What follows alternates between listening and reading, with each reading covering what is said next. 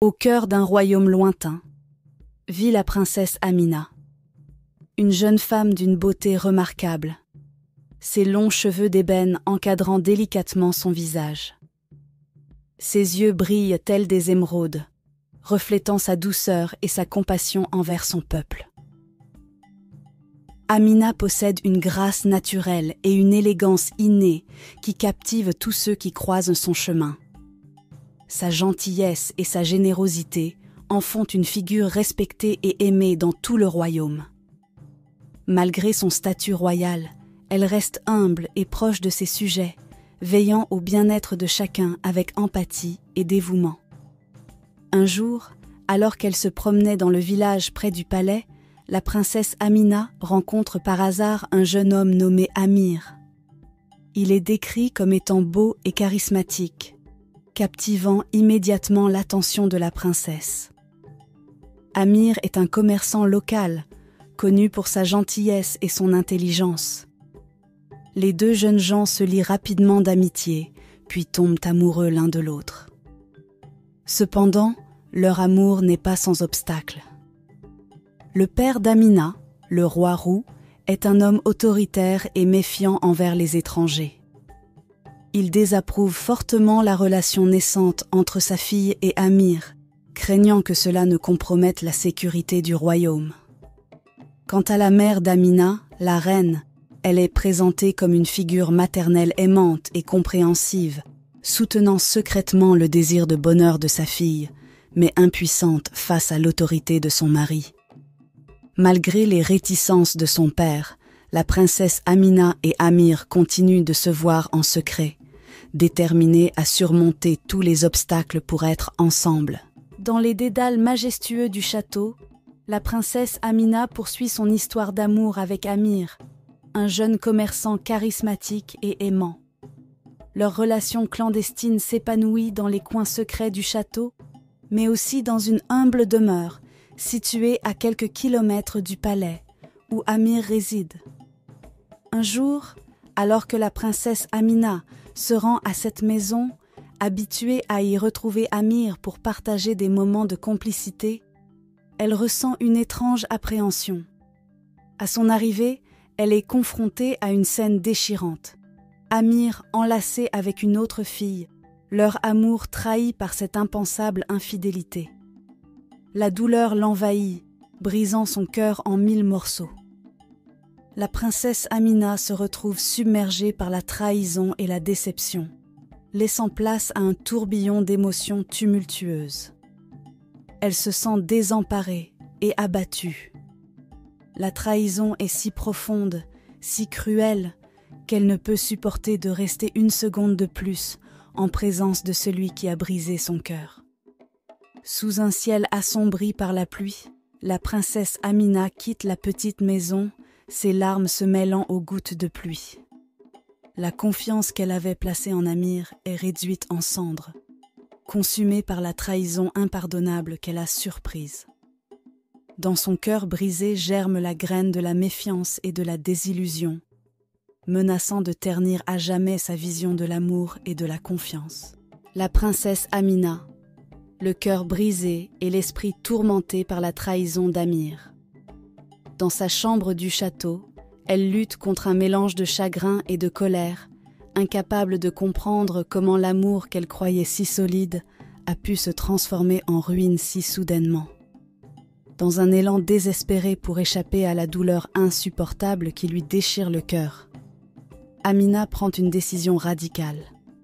Elle fuira le château, abandonnant tout ce qu'elle connaît dans l'espoir de trouver refuge et réconfort ailleurs. Elle rassemble quelques effets personnels dans un sac, déterminée à échapper à la prison dorée de sa propre tristesse. Le matin suivant, alors que le soleil se lève timidement à l'horizon, la princesse Amina quitte le château en silence, évitant les regards curieux des serviteurs et des courtisans qui ne peuvent que deviner son tourment intérieur. Elle se faufile à travers les jardins du palais, marchant d'un pas déterminé vers l'inconnu qui l'attend au-delà des murs du château. Sa fuite la conduit hors des limites familières de son royaume, à travers des paysages sauvages et des chemins inconnus. Elle se retrouve seule, confrontée à ses pensées tourbillonnantes et à ses émotions tumultueuses. Chaque pas qu'elle fait l'éloigne un peu plus de la vie qu'elle connaissait autrefois, mais elle sait au fond d'elle-même que c'est le seul moyen de guérir son cœur meurtri. Au fil des jours et des nuits, la princesse Amina erre sans but précis, laissant ses pas la guider vers un avenir incertain. Elle rencontre des étrangers en chemin, des âmes bienveillantes qui offrent un sourire chaleureux ou un mot de réconfort dans les moments les plus sombres de sa fuite solitaire. Pendant ce temps, au château, l'absence de la princesse Amina est remarquée. Son père, le roi roux, et sa mère, la reine, sont plongés dans l'inquiétude et l'incertitude, se demandant où leur fille bien-aimée a bien pu disparaître. Mais pour Amina, le chemin de la rédemption et de la guérison ne peut commencer qu'une fois qu'elle aura trouvé la paix dans son propre cœur brisé. La princesse Amina poursuit son voyage solitaire, cherchant refuge et réconfort loin de son royaume. Fatiguée et épuisée, elle erre dans une forêt dense et mystérieuse, cherchant un abri pour la nuit. Alors qu'elle se fraye un chemin à travers les arbres, elle découvre une clairière étrange où une vieille cabane en bois se dresse solitaire au milieu de la verdure. Intriguée mais aussi méfiante, la princesse s'approche de la cabane, se demandant qui pourrait bien vivre dans un tel endroit isolé. À sa grande surprise, la porte de la cabane s'ouvre lentement, révélant une figure étrange et mystérieuse, une sorcière vêtue de haillons, aux cheveux hirsutes et aux yeux brillants d'une lueur magique. La sorcière invite Amina à entrer, lui offrant un refuge contre la nuit qui approche. Malgré ses réticences initiales, la princesse décide d'accepter l'offre de la sorcière, désespérée de trouver un endroit où se reposer. À l'intérieur de la cabane, elle découvre un intérieur étrangement confortable, orné de plantes séchées et de mystérieux artefacts magiques. Alors qu'elles partagent un repas simple mais nourrissant, la sorcière commence à questionner la princesse sur la raison de sa fuite et de son chagrin. Avec une sagesse étonnante, elle écoute attentivement les récits de la princesse, offrant des conseils et des paroles de réconfort dans son moment de détresse. C'est alors que la sorcière propose à la princesse un marché.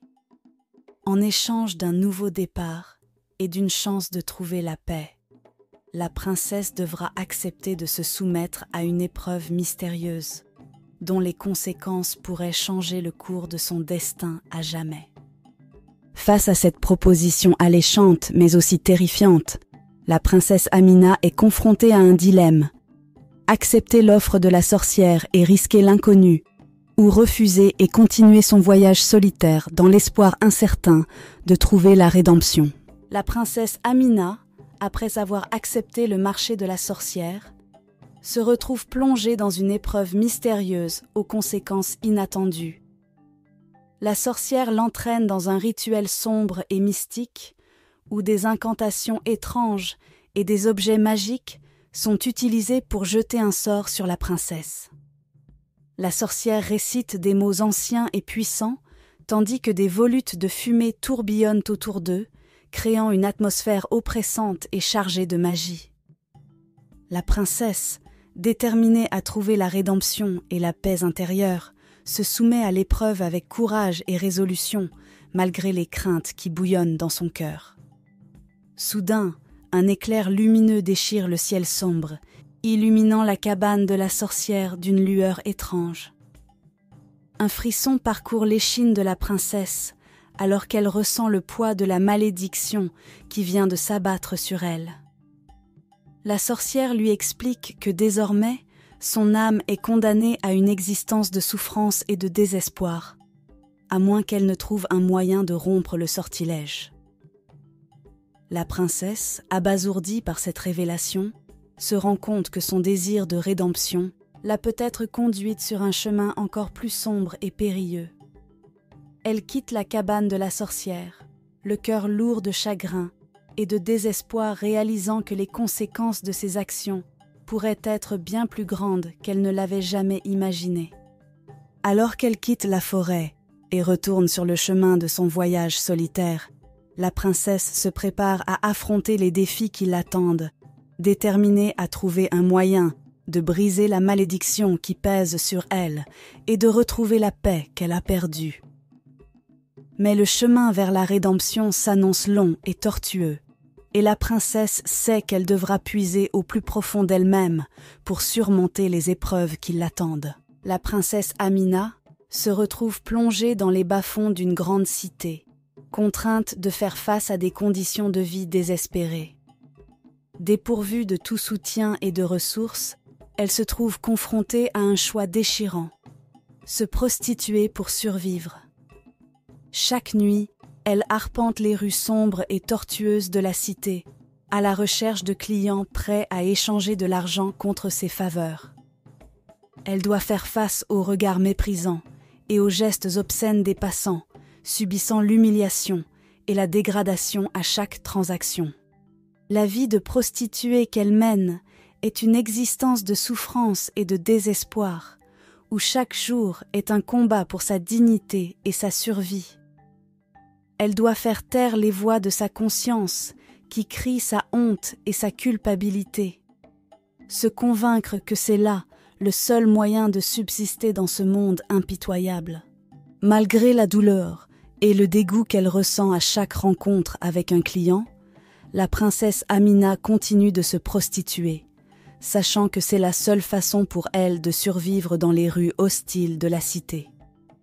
Chaque acte qu'elle commet la rapproche un peu plus de l'abîme de la désespérance, mais elle n'a pas d'autre choix que de continuer, prisonnière de sa propre détresse. La princesse Amina est confrontée à la dure réalité de la vie dans les ombres, où la prostitution devient son unique moyen de subsistance. Son âme est tourmentée par le poids de ses actions, mais elle est contrainte de continuer à marcher sur ce chemin sombre et tortueux, cherchant désespérément un moyen de s'échapper de l'enfer qu'elle s'est créé. La princesse Amina, immergée dans les ténèbres de sa propre détresse, se voit offrir des opportunités de rédemption qu'elle rejette obstinément. Malgré les mains tendues et les voix qui lui offrent une issue à sa misère, elle refuse catégoriquement d'abandonner sa vie de débauche et de péché. Les personnes bien intentionnées qui croisent son chemin tentent de lui offrir un refuge, un repas chaud ou simplement une oreille attentive pour écouter ses peines. Mais la princesse Amina, rongée par la douleur de son passé et par le fardeau de sa malédiction, repousse toute forme d'aide, persuadée qu'elle est indigne de tout réconfort ou pardon. Les opportunités de rédemption se présentent sous différentes formes. Des refuges pour femmes en détresse, des programmes de réhabilitation, des institutions charitables offrant une seconde chance. Pourtant, à chaque fois, la princesse Amina décline ces offres, préférant demeurer dans les ténèbres de sa propre conscience, plutôt que de reconnaître son besoin d'aide pour s'en sortir. Les marques de ses actions passées la poursuivent, laissant des cicatrices profondes sur son âme déjà tourmentée. Malgré les occasions qui se présentent à elle pour se racheter et trouver la paix intérieure, la princesse Amina reste prisonnière de son propre refus de reconnaître ses erreurs et d'accepter l'aide qui lui est offerte. La princesse Amina se trouve confrontée à un éclair d'espoir au milieu des ténèbres de sa vie tourmentée.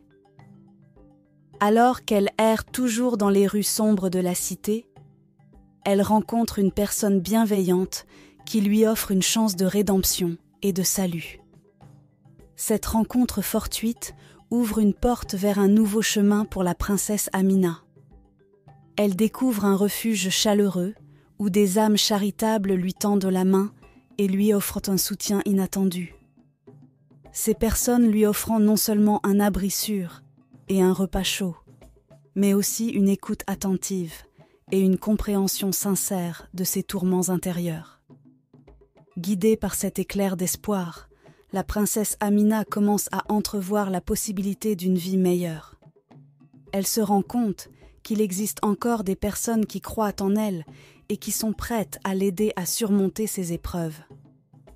Avec leur soutien, elle trouve le courage de faire face à son passé et de commencer à reconstruire sa vie sur des bases plus solides. Cependant, malgré cette lueur d'espoir, les conséquences de ses actions passées continuent de la hanter. Les cicatrices de son passé demeurent, rappelant les erreurs qu'elle a commises et les péchés qu'elle doit expier. Mais avec détermination et résilience, la princesse Amina s'accroche à cette lueur d'espoir, déterminée à poursuivre son voyage vers la rédemption et la paix intérieure. La princesse Amina revient finalement dans son royaume natal, déterminée à faire amende honorable et à affronter les conséquences de ses actions passées. Après avoir trouvé un semblant de rédemption et de réconfort dans les bras des âmes charitables qui l'ont aidée, elle se sent prête à affronter son passé et à faire face à son destin. À son retour, elle est accueillie par ses parents, le roi roux et la reine, qui la reçoivent avec amour et compréhension. Bien qu'ils soient attristés par le chemin difficile qu'elle a dû parcourir, ils sont fiers de la force et de la résilience dont elle a fait preuve dans l'adversité. Malgré les marques indélébiles de son passé, la princesse Amina est déterminée à faire tout ce qui est en son pouvoir pour se racheter et reconstruire sa vie. Elle se lance dans des œuvres charitables et des actions philanthropiques, cherchant à aider ceux qui sont dans le besoin et à apporter un peu de lumière dans un monde assombri par la douleur et la désolation. Cependant, même avec ses efforts pour se racheter, les cicatrices de son passé demeurent. Elle sait que les péchés qu'elle a commis ne peuvent être effacés, mais elle s'efforce de vivre chaque jour avec intégrité et compassion, dans l'espoir de trouver la paix intérieure et le pardon.